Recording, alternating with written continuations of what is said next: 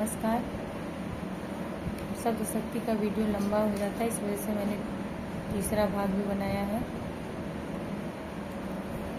अब शब्द शक्ति व्यंजना के बारे में बात करेंगे, जहाँ शब्द विशेष के कारण व्यंग्यार्थ का बोध होता है। उस शब्द को हटा देने पर व्यंग्यार्थ समाप्त हो जाता है। वहाँ शाब्दिक व्यंजना होती है।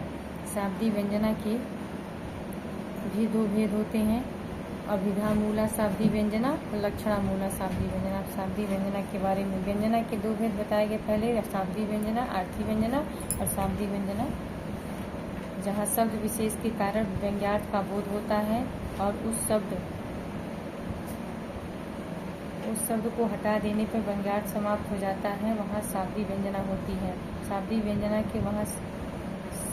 व्यंजना के भी दो भेद होते हैं, अभिधामूला शाब्दिक व्यंजना, लक्षणामूला शाब्दिक व्यंजना। अभिधामूला शाब्दिक व्यंजना क्या है? जहाँ पर एक ही शब्द के अनेक अर्थ होते हैं, वहाँ किस अर्थ विशेष से किसी अर्थ विशेष को ग्रहण किया जाए, इसका निर्णय अभिधामूला शाब्दिक व्यंजना करती है। किस अर्थ विशेष को ग्रहण किया जाए, इसका निर्णय अभिधामूला शाब्दिक व्यंजना करती है। अभिधामूला शाब्दिक व्यंजना में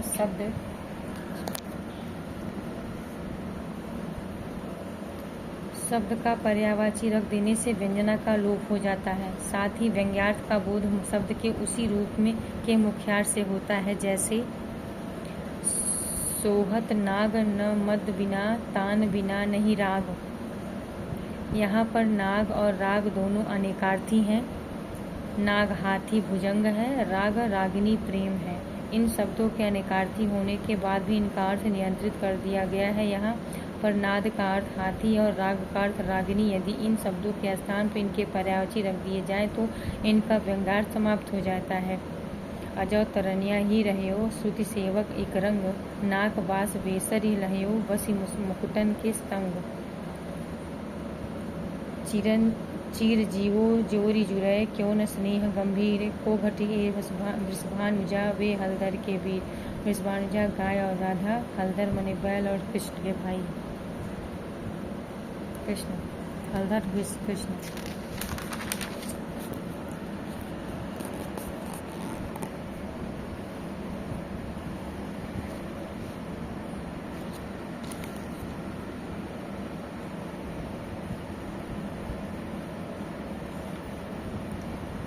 उपयुक्त कविता में वृषभानुजा और हलधर वीर शब्दों के कारण व्यंजना सौंदर्य। यदि वृषभानुजा और हलधर शब्द हटा दिए जाएं और इनके स्थान पर इनका पर्यायवाची रख दिया जाए तो व्यंजना समाप्त हो जाएगी।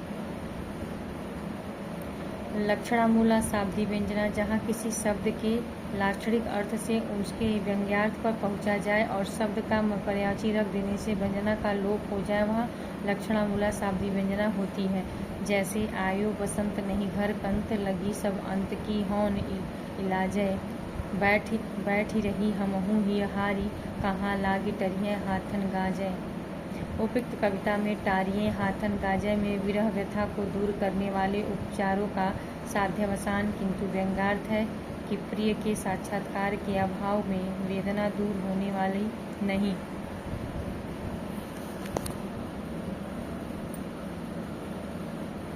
आर्थी व्यंजना, जब व्यंजना किसी शब्द विशेष पर आधारित न होकर अर्थ पर आधारित होती है, तब वहाँ आर्थी व्यंजना मानी जाती है।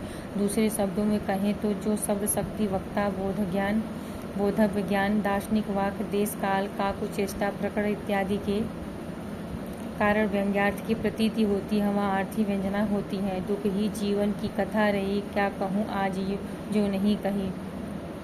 निराला की इन पंक्तियों में उनका समूचा व्यक्तित्व अनेक दुखों से युक्त छिपा हुआ है, जो तमाम चुप्पियों के बावजूद इन पंक्तियों में कह दिया गया। अबला जीवन हाय तुम्हारी यही कहानी, और आंचल में दूध और आँखों में पानी। आयो घोष बड़ो व्यापारी, उद्धत जाहूँ तुम्ही हम जाने, वा मथुरा काजर की कोठरी, उद्धव जाहूँ तुम्ही हम जाने। वह आने ते तारे,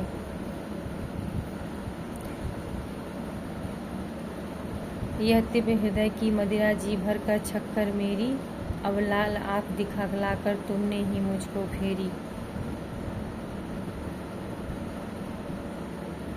ये थी शब्द शक्तियाँ और शब्द शक्तियों के भेद,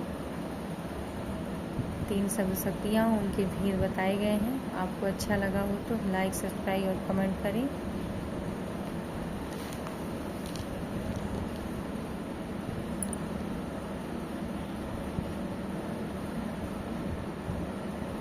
नमस्कार।